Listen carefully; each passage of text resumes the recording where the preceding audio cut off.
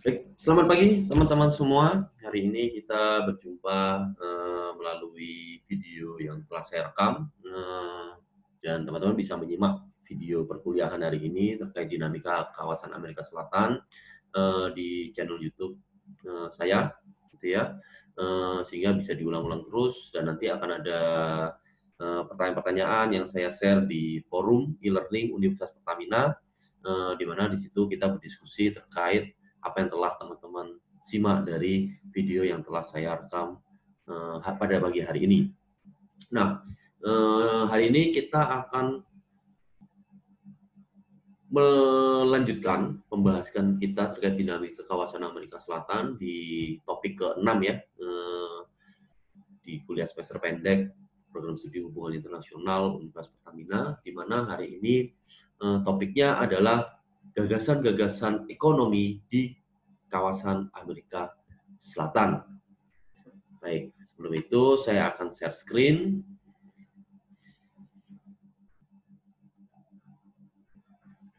Oke, semoga teman-teman semua bisa melihat share screen yang telah saya share ya.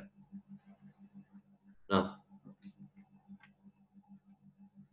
apa yang akan kita pelajari pada hari ini? Hari ini fokusnya adalah students will be able to differentiate economic pattern from time to time in South America. Jadi teman-teman akan dibawa, dipapah ya untuk memahami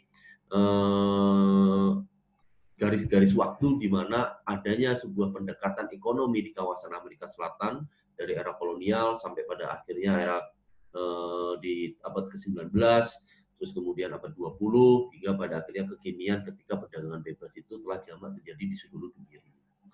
And of course, dengan demikian teman-teman bisa familiar dengan fenomena terkait isu-isu ekonomi di Amerika Selatan pada akhirnya apa-apa saja yang dihadapi oleh negara-negara di kawasan Amerika Selatan. Tentu akan sangat sulit untuk bisa memberikan gambaran satu persatu setiap negara ya, sehingga mungkin pendekatan saya dalam kuliah ini akan lebih memberikan gambaran secara broad general ya, overarching view dari gagasan-gagasan ekonomi yang pernah ada di kawasan Amerika Selatan. Jadi dapat dikatakan ya, dari waktu ke waktu ya,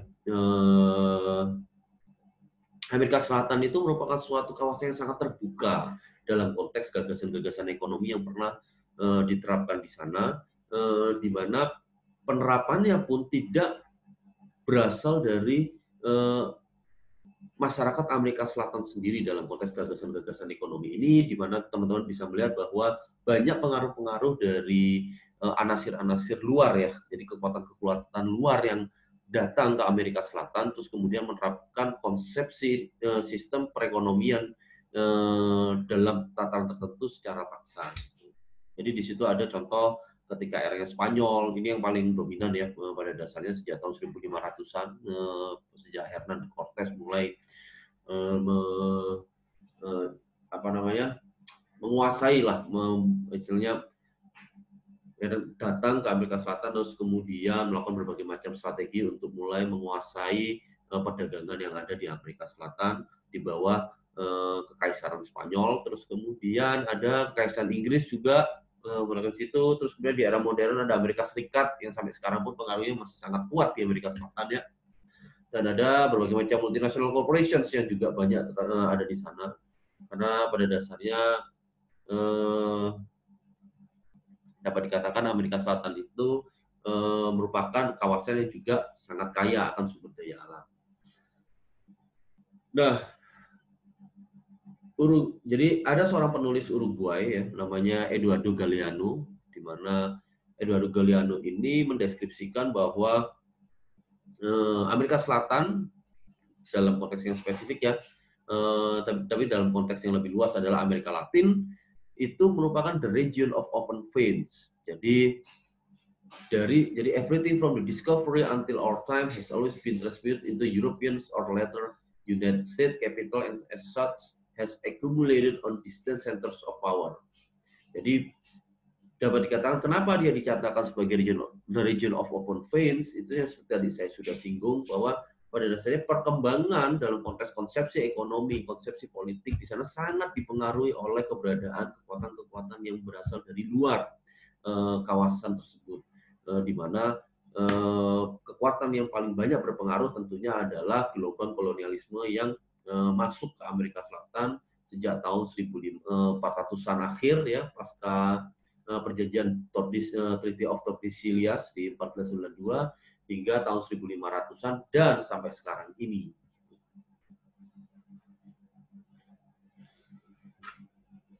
Nah, sebagai contoh gagasan-gagasan ekonomi pada era kolonial, tentu teman-teman pasti tahu karena kita juga memiliki sejarah yang sama dalam konteks ini ya.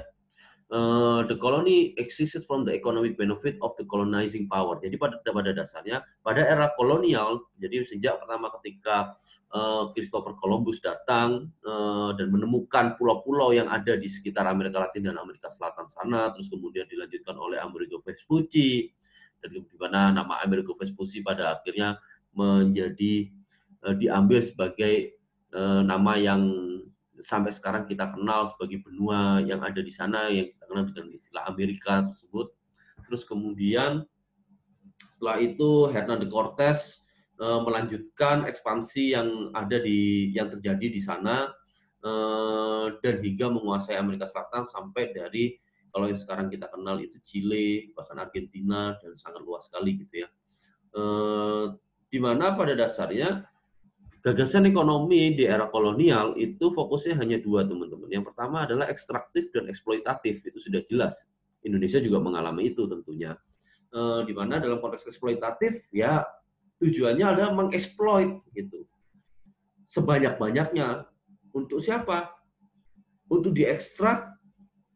Jadi exploit sebanyak-banyaknya, terutama dalam konteks metals ya di situ. Dan pada waktu itu memang tujuan-tujuan dari kolonialisasi di Amerika Selatan banyak didasari oleh keinginan untuk menguasai sumber daya alam metal yang ada di sana. Contoh emas yang ada di Kolombia, ini sangat luar biasa teman-teman. Silver yang ada di Meksiko kalau untuk Amerika Latin, Peru ya dan Bolivia. Namun ada satu daerah yang meleset yang dipikir memiliki banyak silver, yaitu Argentina. Jadi Argentina itu dinyatakan sebagai the land of silver, padahal tidak ada silver sama sekali di sana, meskipun Argentina sendiri sangat kaya akan sumber daya alam yang lainnya. Jadi sumber daya alam metal yang lain itu ada semuanya di Argentina, emas ada, terus kemudian banyak ada sumber-sumber daya alam di sana, tapi yang justru malah tidak ada silver di sana. Nah, semua itu kebanyakan di awal-awal kolonialisasi Amerika Selatan terutama itu banyak dikirim ke Spanyol. Sedangkan ada sumber daya, jadi ada aspek-aspek agrikultural, jadi produk-produk agrikultural dari Brazil yang dikirim ke Portugal, gitu ya. Jadi pada waktu itu memang berdasarkan perjanjian Tordesillas, memang kebanyakan kawasan Amerika Selatan itu dikuasai oleh Spanyol, tapi Brasil pada waktu itu berdasarkan perjanjian antara dua kerajaan tersebut, kerajaan Spanyol dan Portugal, itu diberikan kepada Portugal. Nah, kemudian yang kedua adalah ekstraktif, teman-teman. Sudah jelas, koloni di Latin Amerika itu harus membeli komoditas dari kekuatan-kekuatan kolonial yang ada di sana. Jadi tidak ada yang namanya perdagangan bebas. Jadi benar-benar pasar itu dimonopoli oleh kekuatan kolonial yang pada waktu itu bercokol di Amerika Selatan. Nah, pada masa-masa ini, jadi pada tahun 1500-an itu ada beberapa penerapan sistem yang terjadi di sana, itu dengan bahasa-bahasa yang sangat unik ya. Yang pertama itu sistem encomienda, itu sistem yang diterapkan pada tahun 1500-an ya di Amerika Selatan, di mana fokusnya itu adalah large tract of land for Spanish citizen to develop not owned with indigenous labor in exchange for a portion of its output known as repartida. Jadi dapat dikatakan penguasa lahan itu menjadi fokus, di mana penguasaan lahan ini diberikan kepada bangsa Spanyol yang datang ke Amerika Selatan yang mempekerjakan pekerja-pekerja dari masyarakat Amerika Selatan sendiri. Dan di mana di situ hasil yang dihasilkan akan diberikan dalam konteks repartida kepada kekuatan kolonial, gitu ya. Terus kemudian the Encomenderos were supposed to care for and Christianize the indigenous. Nah, ini juga bagian dari agenda besar bangsa-bangsa Eropa pada waktu itu yang sangat mengedepankan gold, glory, and gospels ya, di mana mencari kekayaan, gitu ya, mencari kejayaan, dan yang ketiga adalah mewartakan Christianity di seluruh dunia ini. Dan salah satu tugasnya dari sistem encomienda itu adalah mereka yang bekerja di tanah-tanah yang dimiliki oleh bangsa Spanyol itu pelan-pelan gitu ya, pelan-pelan dibawa untuk bisa dikristianisasi pada waktu itu. Jadi, tapi dikarenakan penguasaannya sangat asimetris ya antara bangsa Spanyol dengan masyarakat asli yang ada di sana, maka banyak ketidakadilan yang terjadi pada waktu itu. Dan pada tahun 1600-an mulailah sistem encomienda ini ditinggalkan, digantikan oleh satu sistem berikutnya yang disebut latifundia atau hacienda. Latifundia ini berasal dari kata Roma ya, jadi bahasa Roma yang namanya itu latifundium. Nah, latifundium ini dapat dikatakan sistem yang sudah ada sejak zaman Yunani sebenarnya, terus kemudian digunakan di zaman era Kekaisaran Roma, terus dibawa dipinjam oleh Kekaisaran Ibelin ya, Ibelin ya, yang merupakan kekaisaran yang muncul di tahun 1600-an di daerah Spanyol dan Portugal. Dan sistem ini pada akhirnya diterapkan juga ketika Kekaisaran Spanyol di bawah Isabel de Castilla itu menguasai Amerika Selatan pasca ditemukan pertama kali oleh Columbus, Amerigo Vespucci, dan Hernan de Cortes yang pada waktu itu masuk ke sana. Jadi hacienda ini sistem yang sangat luar biasa. Sistem seperti apakah hacienda tersebut? Jadi hacienda itu kalau seumpama kita bayangkan itu kelanjutan dari encomienda ya, di mana kalau encomienda itu dia fokusnya itu adalah memberikan tanah. Nah, kalau yang ini bangsa-bangsa Spanyol yang sudah ada di Amerika Selatan pada akhirnya memiliki apa yang disebut feudal estate, dan itu feudal estate ini menguasai tanah yang sangat luas sekali yang diperuntukkan untuk sama kegiatannya tetap sama, mengeksploitasi dan mengekstraksi apa saja yang ada di daerah-daerah yang dikuasai oleh kolonialisasi Spanyol di Amerika Selatan. Nah, di mana workers dan kebanyakan itu fokusnya adalah untuk mengekspor agriculture gitu ya. Dan ini sistemnya sangat terjadi sangat lama, bahkan sampai sekarang pun masih ada sisa-sisanya di sana. Jadi perumahan-perumahan besar gitu ya yang ada di sana itu sampai sekarang masih ada yang dulunya itu diperuntukkan untuk sistem latifundia ini. Dan pekerja-pekerja yang ada di sana hanya mendapatkan small portion saja dari apa yang dikerjakan oleh mereka secara paksa di bawah sistem hacienda ini. Dan bahkan di beberapa daerah-daerah tertentu pada waktu itu sistem hacienda ini diikatkan secara generasi ke generasi gitu. Jadi diteruskan dari generasi ke generasi dan susah dan tidak istilahnya dipaksakan oleh sistem kolonialisasi yang pada waktu itu menguasai Amerika Selatan. Ya. Nah, sebagai contoh dapat dikatakan sistem hacienda salah satu yang pertama itu terjadi di Chile ya, dan itu ada di abad 16 dan itu ditandai dengan penghancuran 7 kota yang ada di sana di bawah ketika terjadinya perang Curalaba di tahun 1598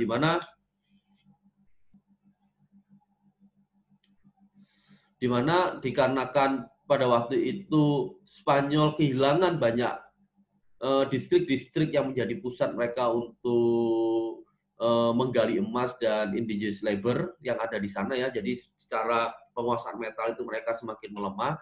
Maka setelah pertempuran tersebut, Spanyol menggeser fokus mereka untuk membangun sistem hacienda di sentral Chile. Dan itu terkonsentrasi di sana. di mana fokusnya adalah mengeksplorasi dan mengeksploitasi produk-produk agrikultur yang ada di sana. Dan pada akhirnya bahkan sampai sekarang Hacienda System itu masih ada sisa-sisanya di sana, baik itu di Argentina, Bolivia, Chile, ya, Kolombia, kalau di Amerika Latin ada Guatemala, El Salvador, Meksiko, dan New Granada dan Peru. Dan sistem yang hampir sama juga sebenarnya itu terdapat juga di Filipina dan di Puerto Rico. Bahkan di Puerto Rico itu merupakan hacienda terbesar yang pernah ada, gitu. Dan sisa-sisa dari sistem ini dapat kita lihat, contoh seperti apa in the Garden di San Jose Palace ini ya, showing bust of historical world leaders, itu sisa-sisa dari estate-estate yang dulu dibangun untuk menopang sistem latifundia atau hacienda ini. Itu. Nah, terus kemudian dilanjutkan era kolonial itu pada era the Wars of Independence di Amerika Latin dan itu secara general, di mana Amerika Selatan itu secara lebih spesifiknya, di mana pada waktu itu banyak elit-elit di kawasan Amerika Selatan itu mau berdagang dengan negara-negara lain karena kekuasaan dari Spanyol dan Portugal itu mulai melemah pada tahun 1800-an. Itu juga dipengaruhi oleh pergeseran dari kekuatan global yang ada, kalau kita sebut quote-unquote kekuatan global ya, yang terjadi pada waktu itu, di mana Spanyol dan Portugal dominasinya semakin melemah digantikan oleh Inggris dan Belanda. Oke. Nah, landed elite controlling the vast majority of land and resources resulting in a sizable gap between rich and poor. Nah, ini juga terjadi bisa dikatakan karena sistem encomienda dan latifundia hacienda yang begitu lama terjadi di sana, pada akhirnya penguasaan lahan yang hanya dikuasai segelintir elit di sana menyebabkan apa yang disebut inequality antara yang kaya dan yang miskin di kawasan Amerika Selatan. Di mana the great majority of inhabitants of the new countries were poor, without education and healthcare, only food soldier has role in politics. Jadi dapat dikatakan kita juga banyak belajar ya dari apa yang terjadi di Amerika Selatan. Indonesia yang pada waktu itu merdeka tahun 1945 sebenarnya juga mengalami tantangan yang sebenarnya sudah dialami oleh negara-negara Amerika Selatan di abad 19 awal gitu ya, di tahun 1800-an awal. Di mana negara-negara yang baru merdeka itu biasanya ditinggali kondisi oleh penjajahnya dalam kondisi yang miskin, tidak well educated gitu ya, beberapa bahkan sangat terbelakang, tidak bisa baca tulis, terus juga tidak memiliki track record pendidikan yang bisa digunakan untuk mengembangkan berbagai macam konsesi sistem di dalam negaranya, juga tidak punya sistem kesehatan yang baik, dan hanya tentara yang memiliki kekuasaan, yang memiliki pengaruh di dalam politik Amerika Selatan pada waktu itu. Nah, ini juga kondisi-kondisinya nampaknya juga dihadapi oleh Indonesia pada era-era awal kemerdekaan. Nah, setelahnya pada tahun 1800-an akhir ya, 1880 sampai akhirnya di 1990 awal, mulailah ada gelombang liberalisme yang terjadi di Amerika Selatan, di mana dikarenakan memang Amerika Selatan itu sangat kaya ya, dan juga dia dekat dengan Amerika Serikat. Di Amerika Utara itu merupakan benua yang jauh lebih makmur gitu di sana, maka mereka juga memahami bahwa mereka punya comparative advantage dalam konteks perdagangan, di mana mereka pada akhirnya fokus pada bagaimana cara setiap negara-negara di Amerika Selatan itu memahami apa yang harus mereka produksi di dalam konteks membangun comparative advantage di dalam perdagangan ini. Dan biasanya mereka jadi pada waktu itu mereka banyak yang fokus hanya kepada dua produk yang bisa diekspor oleh negara-negara Amerika Selatan keluar Amerika Selatan, terutama ke Amerika Utara. Jadi ekspor promotion itu mulai terbangun di sana. Nah, kemana? Nah, ini sudah yang tadi saya katakan, itu banyak dijual ke daerah utara dari Amerika Selatan, yaitu Amerika Serikat atau Kanada. Meskipun juga banyak yang dikirim ke daerah-daerah lain di dunia ini pada waktu itu, meskipun tidak seintens yang dikirim ke utara ya. Apa saja yang dijual? Banyak. Ada kopi kalau untuk Kolombia dan Brasil, dan sampai sekarang Kolombia dan Brasil itu salah satu produsen utama kopi di dunia ini. Maize ini jagung ya. Dan wheat, gandum for Argentina. Nitrate and copper for Chile, sangat kayak itu. Tin and silver for Bolivia. Jadi mereka punya produk-produk unggulan tertentu yang merupakan jadi keutamaan dalam konteks ekspor activity di negara-negara Amerika Selatan. Dan ini juga pada era ini banyak bermanfaat bagi mereka dalam konteks pembangunan di mana ekonomi itu berkembang sangat rapid ya. Industri-industri ringan itu juga berkembang seperti tekstil, pabrik-pabrik tekstil itu jadi banyak berkembang juga di sana gitu. Tantangannya tetap ada tantangan, salah satunya suffered oversupply and reduced price itu terjadi dikarenakan volatilitas perdagangan global yang memang pada dasarnya sangat bergantung dalam konteks supply and demand dalam berbagai komoditas yang diperdagangkan secara global gitu ya, dan juga penurunan harga dari beberapa komoditas-komoditas unggulan. Terus kemudian kegagalan panen itu juga pernah terjadi tantangan itu, dan limit of quota fixed by industrial countries. Nah, ini persaingan dalam konteks bisa mempenetrasi pasar-pasar negara-negara maju, terutama negara di Amerika Serikat, itu menyebabkan mereka juga pada tahun 1880-an itu 1900-an ya, itu memiliki tantangan tertentu. Terus terjadi Great Depression di tahun 1930-an gitu ya. Itu juga sangat mempengaruhi performa perdagangan negara-negara kawasan Amerika Selatan gitu.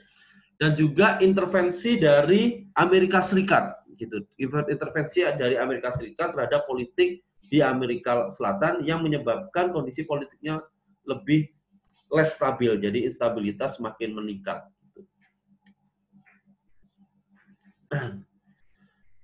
Nah, hingga pada akhirnya ketika kita masuk di era tahun 1960-an, kita masuk di dalam kondisi di mana pada akhirnya negara-negara Amerika Selatan itu dipaksa untuk menerapkan apa yang disebut import substitution dan statism tahun 1960. Di mana kondisinya, dikarenakan Amerika Serikat pada waktu itu berfokus pada pembangunan kembali jadi rekonstruksi dari Eropa daratan pasca Perang Dunia Kedua, ini menyebabkan intra-regional trade dan investasi Amerika Selatan ke Amerika Utara, Amerika Serikat terutama dan Kanada juga, ke Amerika Selatan itu turun jauh. Dan mereka juga mengalami suffer from unfair terms of trade dengan negara-negara lebih maju, terutama negara Eropa pada waktu itu lagi weak semua karena baru mengalami pasca Perang Dunia Kedua, dan Amerika Serikat lebih fokus untuk membangun kembali Eropa Barat daripada berinvestasi di Amerika Selatan. Dan aksinya apa? Pada akhirnya banyak negara-negara Amerika Selatan itu harus bergantung kepada import untuk memenuhi berbagai macam kebutuhannya, dan juga dalam konteks untuk menjaga istilahnya fluiditas dari neraca keuangannya, mereka banyak bergantung kepada hutang juga, sehingga mereka harus menerapkan apa yang disebut import substitution industrialization. Jadi apa itu import substitution industrialization? Teman-teman yang sudah mengambil ekonomi politik internasional pasti tahu bahwa setiap negara yang memiliki kebutuhan ketergantungan terhadap import harus bisa membangun industri yang bisa digunakan sebagai substitusi dari kegiatan impor tersebut, supaya kondisi impor dan ekspor dari negaranya itu balance, di mana negaranya selain mengambil dari negara-negara lain juga bisa mengirim ke negara lain sehingga keuangannya itu jauh lebih baik gitu ya. Sebagai contoh, kalau seandainya Anda sudah setiap satu produk yang Anda impor, kalau bisa ada satu industri yang menjadi substitusi dari produk yang Anda impor tersebut. Jadi contoh semua Indonesia itu let's say ya, contoh kalau saya kasih contoh semama Brazil atau Argentina itu mengimpor banyak let's say minyak atau berbagai macam komoditas pangan ya. Setiap produknya kalau bisa itu ditukar, contoh kalau berhasil mungkin dari kopinya, atau mungkin dia punya produk lain yang juga bisa diekspor sebagai ganti dari apa yang sudah mereka impor. Dan ini juga pernah diterapkan di Indonesia ya di tahun 1980-an. Dan encourage productions of capital goods, itu ya aksi-aksi yang dilakukan untuk merespon kondisi yang melingkupi negara-negara Amerika Selatan pada era ketika Amerika Serikat masih fokus untuk merekonstruksi kondisi Eropa daratan pasca Perang Dunia Kedua. Nah, dikarenakan pada waktu itu kondisi dunia ini itu lebih berfokus pada rekonstruksi Amerika, upaya rekonstruksi yang terjadi di Eropa daratan, dan Amerika Serikat memiliki peran yang sangat luar biasa besar di sana. Maka negara-negara yang ada di kawasan Amerika Selatan juga terpengaruh dari kondisi tersebut, dan efeknya selain mereka pada akhirnya tetap perdagangan itu naik gitu ya, tapi seperti yang pernah saya jelaskan bahwa pada waktu itu juga terjadi apa yang disebut gelombang militerisme yang pada akhirnya menguatkan peran negara, jadi state strong role dalam konteks mengelola ekonomi. Dan ini juga ketika dalam konteks kebijakan ekonomi mereka memaksakan jadi imposing tariff, establishing state-owned enterprise, dan encouraging domestic investment, dan impose regional trading. Jadi karena mereka merasa ditinggalkan, maka mulailah mereka membuat fakta-fakta regional, bukan fakta regional, kesepakatan-kesepakatan regional di antara mereka sendiri untuk menyelamatkan keberlangsungan dari perekonomian masing-masing negara di kawasan Amerika Selatan. Dan juga mereka memiliki ketergantungan, jadi dependensi ya, di mana dependensi ini terkait goods produced locally were expensive and of poor quality.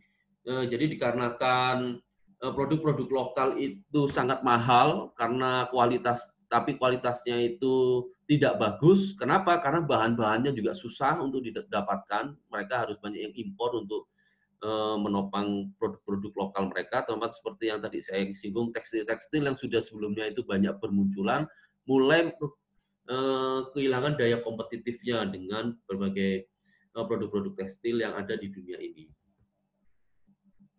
Jadi manufaktur dan capital product pada akhirnya tidak kompetitif dan tidak bisa sustain pabrik-pabriknya, sehingga banyak buruh yang kehilangan pekerjaan, dan oleh karenanya dapat dikatakan mereka mengalami ketergantungan terhadap jadi kekuatan-kekuatan ekonomi yang bisa membantu kondisi yang pada waktu itu bisa dikatakan mendekati krisis. Ya. Nah, akhirnya sampailah mereka di tahun 1990-an sampai 1980-an, di mana Amerika Selatan dan Amerika Latin secara luas itu berada dalam era lost decade istilahnya, di mana utangnya itu banyak banget negara-negara di sana, baik itu Meksiko, Venezuela, Argentina, Brasil, semuanya terjebak di dalam kondisi debt trap yang sangat mempengaruhi perekonomian dan taraf hidup yang ada di Amerika Selatan, gitu ya. Selain itu juga ada beberapa timeline yang sangat mempengaruhi kenapa mereka bisa sampai di era lost decade ini. Yang pertama adalah ya kebiasaan pemerintah yang ada di Amerika Selatan untuk meminjam, gitu ya, meminjam dari organisasi-organisasi internasional yang bisa memberikan pinjaman, terutama Bank Dunia dan Bank Dunia terutama, di mana dalam konteks untuk melakukan finance development project, menutupi trade deficit, KMF juga sama, dan pada tertentu pada akhirnya kekuatan domestiknya malah difokuskan untuk membangun kapasitas militer, dan ketidakpercayaan pasar terhadap pasar di Amerika Selatan menyebabkan apa yang disebut capital flight gitu di sana pada tahun 1960-1970.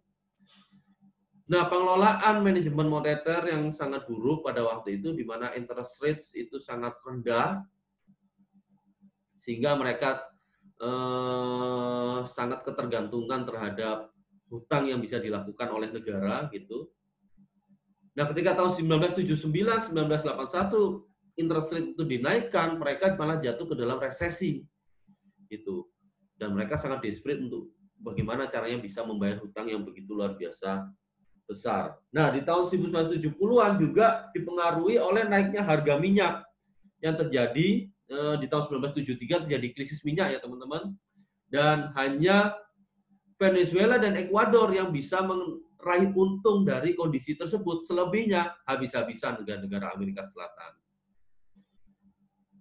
Jadi dapat dikatakan cause of debt crisis itu fokusnya ada dua, yaitu impossible debt repay due to petrodollar, gitu ya, utang yang tidak bisa dibayar karena kondisi pada waktu itu ketergantungan terhadap hutang ke luar negeri yang pada dasarnya diberikan dalam mata uang dolar ya, dan ini menjadikan mereka terbebani untuk membayar sehingga perekonomian mereka jatuh ke dalam kondisi resesi. Dan oil exporting country seperti terutama Meksiko dan Venezuela kalau di Amerika Selatan contracted debt under the assumption that the price of petroleum would continue increasing. By 1982, however, the oil glut led to much lower price for their export. Nah, ini masalahnya bukan berarti karena Venezuela dan Ekuador itu bisa meraih untung dari krisis 1973, krisis minyak 1973, tapi karena kebiasaan untuk bergantung kepada itu di tahun 1982 mereka baru sadar bahwa minyaknya sudah tidak bisa lagi untuk membayar hutang yang mereka punya dikarenakan macet dan mulai turunnya stabilnya harga minyak dunia pada tahun 1982 sehingga tidak terlalu bisa diandalkan lagi dalam konteks ekspor untuk menutupi seluruh kegiatan yang ada di negara tersebut. Nah, ini semakin parah gambarannya, teman-teman bisa lihat di PowerPoint di situ bahwa di tahun 1988 37% utang dunia ini itu kebanyakan berasal dari negara-negara Amerika Latin, di mana Amerika Selatan itu termasuk yang paling banyak menyumbang di situ. Dan 54% kurang lebih ya dari gross national product mereka itu kebanyakan berasal dari hutang. Dan region average income per capita jatuh, jadi income per kapitanya itu jatuh 1% setiap tahunnya, dan pada akhirnya lebih dari 8% dari tahun 1980 di tahun 1989. Jadi Anda bayangkan income per kapitanya instead of terus naik karena adanya inflasi, justru turun terus, maka hidup akan semakin susah pada waktu itu, sangat susah pada waktu itu. Dan several of regional larger economy, jadi beberapa negara-negara besar yang secara perekonomian seperti Argentina, Brasil, Chile, Peru, Venezuela, itu yang paling banyak berhutang. Gitu ya. Terus ada krisis yang sangat akut yang terjadi di Bolivia dan Ekuador. Inflasi dan hiperinflasi itu sangat luar biasa terjadi di sana. Contoh hiperinflasi di Argentina itu terus terjadi averaging dari 355% per tahunnya di tahun 1980 sampai 1985. Anda bisa bayangkan berapa mata uang Argentina itu kalau dikomparasikan ke dolar dengan inflasi 335% gitu ya per tahun. Dan 1.392% di tahun 1986 sampai 1989. Saya nggak membayangkan ya, saya juga mungkin waktu itu masih bayi, jadi kondisi di sana itu seperti apa. Oke, bahkan di sana itu pernah ada uang kertas 10 juta ya. Uang kertasnya itu besar-besar nominalnya. Dan in other countries, hyperinflation was more episodic. Jadi bisa dikatakan hyperinflasi itu menjadi suatu kebiasaan di sana ya. Di Bolivia inflasi itu rata-rata 2.251% dari 1980 sampai 1985, mencapai 60.000% di bulan Mei dan Agustus 1985, sebelum pada akhirnya jatuh 28,7% di tahun 1986-1989. Teman-teman bisa lihat di situ, kalau di Argentina, denominasi uang kertas di sana 1975 sampai 1991 itu paling tinggi 1 juta satu uang kertas. Bayangin aja, Indonesia paling tinggi masih 100.000 ya. Di sana pernah ada 1 juta. Kalau Peru di tahun 1988 to 1990 itu pernah ada denominasi uang kertasnya 5 juta. Sedangkan kalau di Bolivia itu pernah 10 juta. Ya, mantap. Di dompet ada 10 juta satu lembar uang kertas. Nah, solusinya apa? Pada akhirnya banyak negara-negara yang tidak bisa membayar, gagal bayar ya.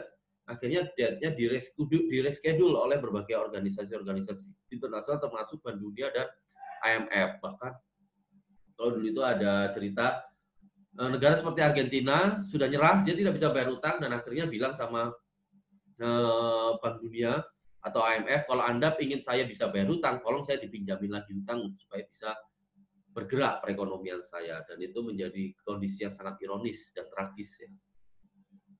Dan reorganisasi ekonomi ini juga dipengaruhi oleh preskripsi yang diberikan oleh Washington Consensus Washington ya. Although the term is often seen as synonymous with neoliberalisme atau dan globalisasi pada waktu itu. Jadi apa yang terjadi pada akhirnya mereka harus menerapkan fiskal disiplin, itu yang pertama.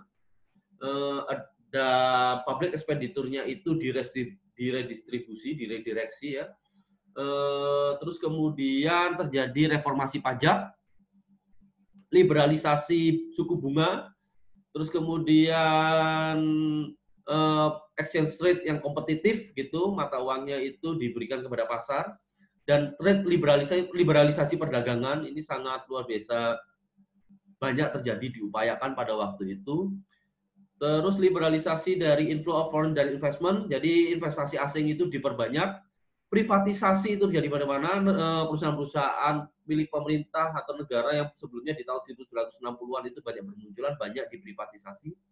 Deregulasi, terus kemudian melindungi keutamaan untuk hak-hak kepemilikan individual. Dampaknya ya itu tadi yang sudah saya katakan, banyak government owned enterprise itu pada akhirnya diprivatisasi di Amerika Selatan, dan banyak subsidi untuk kaum miskin yang ada di Amerika Selatan sangat tergantung dari bantuan dunia internasional, dan terjadi banyak sekali penduduk atau warga negara di negara-negara Amerika Selatan yang tidak bekerja. Nah, reliefnya di tahun 1996, IMF dan Bank Dunia mengumumkan bahwa the Heavily Indebted Poor Countries Initiative atau HIPC ya, programnya itu providing a measure of debt forgiveness to some of world's poorest country, di mana salah satunya yang memiliki kualifikasi untuk mendapatkan program tersebut adalah Bolivia. Dan di tahun 1990, Presiden George W. Bush Senior announced his enterprise for the American Initiative, which envisioned debt relief in exchange for continued economic reform and proposed free trade from the tip of Alaska to the tip of Argentina. Jadi yaitu tadi pengaruhnya Amerika Serikat itu memang sangat luar biasa ya. Bahkan pada tahun 1990 itu Bush Senior itu menyerukan kepada seluruh perusahaan Amerika Serikat untuk memberikan perkeringanan dalam konteks hutang yang diberikan di berbagai perusahaan di Amerika Selatan, dan mempromosikan untuk mereka mulai membangun perdagangan bebas dari ujung Alaska sampai ujung Argentina. Dan kita pada akhirnya sampailah di era perdagangan bebas yang sampai sekarang juga masih terus dikembangkan di sana. Salah satunya adalah Free Trade Area for the Americas, FTAA ya, 2006 US dengan Kolombia yang ditandatangani oleh Kolombia, Chile, dan Peru. Gitu. Dan ini merupakan bagian dari Pacific Alliance. Dan kemudian the Bolivarian Alliance for the People of America, ini juga di tahun 2004 diinisiasi oleh Hugo Chavez dan Fidel Castro sebagai alternatif dari kebijakan-kebijakan neoliberal yang pada waktu itu berusaha diterapkan di Amerika, di daerah-daerah Amerika Selatan. Terus kemudian ada upaya-upaya untuk menarik investasi asing melalui diversifikasi ekspor dan kecuali Venezuela yang masih sangat tergantung kepada minyak. Nah, dikarenakan saat ini China itu juga semakin kuat, posisinya di percaturan politik dunia dan ekonomi dunia. Kondisi perdagangan antara Amerika Selatan dengan China juga semakin baik ya, semakin bagus gitu, di mana saat ini China paling besar itu mengimpor 75% dari kedelainya Brasil, gitu ya. Terus kemudian China is major investor di Peruvian mining di dalam konteks pertambangan, a major importer of minerals, receiving 58% of Peru's copper and 48% of its gold di tahun 2014. Jadi bisa dikatakan China pengaruhnya juga sangat kuat di sana ya. Bahkan saya bisa melihat ini sendiri, karena pada waktu saya mendapatkan China Aid untuk berada di Tiongkok selama sebulan ya, itu banyak sekali delegasi-delegasi dari Amerika Selatan yang ikut di sana dan mendapatkan beasiswa dari Tiongkok untuk bisa mendapat istilahnya berkenalan dengan Tiongkok dan mendekatkan diri dengan Tiongkok di sana. Dan ini juga dalam konteks land ya, Chinese bank have surpassed US bank in lending, bayangin aja. Jadi Tiongkok itu sudah melampaui Amerika Serikat dalam memberikan pinjaman kepada negara-negara di kawasan Amerika Latin dan Amerika Selatan lebih spesifiknya di tahun 2015 dan jadi dengan total 29 miliar US dollar di tahun 2015 dan itu sudah melampaui Bank Dunia dan Inter-American Development Bank combined gitu ya. Dan juga mereka fokus pada pinjaman kepada negara-negara miskin dan poor international access country. Market importnya juga sangat luar biasa Tiongkok ke sana dalam konteks finished goods ya, barang-barang jadi. Oke, itu beberapa. Jadi kalau semua kita lihat ada beberapa timeline dari masa kolonial. Di situ ada sistem yang tadi encomiendas dan hacienda atau latifundium ya. Terus kemudian masuk ke era independence, terus kemudian masuk ke era liberalisasi, terus kemudian masuk ke era statism, terus setelah itu era perdagangan bebas. Jadi ada 4 ya, ingat 4. Ada 4 masa-masa gagasan-gagasan ekonomi yang berkembang di Amerika Selatan, yaitu pertama pada era kolonial di mana di situ ada encomiendas, terus kemudian ada latifundia sama atau hacienda. Terus kemudian masuk ke era independence dari negara-negara Amerika Selatan, maaf. Terus kemudian masuk ke era liberalisme, terus kemudian masuk ke era statism, setelah itu baru masuk ke era perdagangan bebas. Nah, kita masuk ke berikutnya adalah isu-isu yang jadi isu-isu ekonomi yang saat ini banyak terjadi di Amerika Selatan. Ini mungkin saya singkat saja, di mana salah satunya itu masalah sustainable development. Jadi Anda harus tahu bahwa Amerika Selatan itu menjadi tempat, jadi venue untuk rapat atau pertemuan United Nations Conference on Environment and Development yang menginisiat SDGs dan MDGs gitu ya. Kebalik, to initiate MDGs dan setelahnya kita kenal dengan istilah SDGs, jadi Millennium Development Goals, dan kemudian kita kenal dengan istilah sekarang itu Sustainable Development Goals. Dan Amerika Selatan telah mencapai goals dari MDGs untuk pendidikan, kelaparan, dan water sanitation di 2015. Sangat luar biasa sebenarnya di sana. Masalah-masalah lain yang juga menjadi masalah di sana adalah ketimpangan dari pendapatan setiap kelas-kelas yang ada di sana, terus banyaknya pekerja-pekerja sektor informal, dan ini juga menjadi masalah yang kita hadapi di Indonesia. Dan juga yang paling luar biasa itu masalah lingkungan ya, dikarenakan mereka ini negara-negara kaya yang setelah lama mengalami kegiatan eksploitasi dan ekstraksi, maka banyak juga terjadi degradasi lingkungan di sana. Nah, ini terjadi dari Venezuela sampai Argentina, semuanya ada masalah lingkungan. Ada land degradation, ada masalah agrikultur, ada masalah polusi, ada masalah deforestasi, ada masalah extractive activity yang sudah ada sejak zaman kolonial gitu ya. Threat to the biodiversity itu juga terjadi. Water, coastal areas, wetland, coral reef, cities, pembangunan dan perkembangannya itu juga menjadi masalah-masalah lingkungan, tantangan lingkungan dan perubahan iklim yang ada di Amerika Selatan. Dan oleh karenanya di bawah agenda besar Sustainable Development Goals, negara-negara Amerika Selatan juga banyak berjuang untuk bisa mencapai tujuan-tujuan tersebut nantinya di tahun 2030. Nah, mereka juga banyak dalam konteks SDGs ini membuat kebijakan-kebijakan, contohnya ada subsidi yang diberikan kepada pemerintah Chili untuk perusahaan-perusahaan kayu ya yang ada di sana. Terus kemudian eco-tax itu yang dipakai oleh Brazil. Terus Fish and Trade Permits itu Venezuela men-charge lebih untuk industrial waste. Terus kemudian payment for ecosystem service seperti yang ada di Chile, organic farming di Bolivia, clean tech ya atau ekoturism yang terjadi di Chile dan Argentina. Itu sangat luar biasa sebenarnya upaya-upaya mereka dalam konteks mencapai tujuan-tujuan dari Sustainable Development Goals di tahun 2030 untuk mengatasi isu-isu lingkungan yang dikarenakan oleh kegiatan ekonomi.